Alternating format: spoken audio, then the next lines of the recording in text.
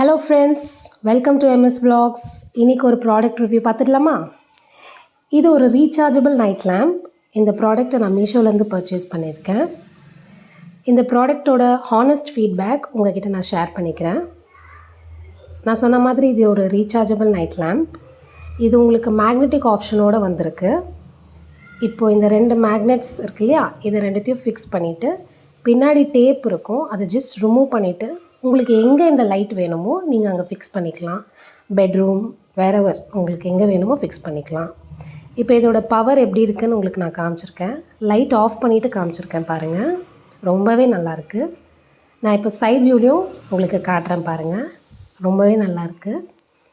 இந்த ப்ராடக்ட் வந்து நான் நம்ம வீட்டோட பேக் யார்டில் ஃபிக்ஸ் பண்ணியிருக்கேன்.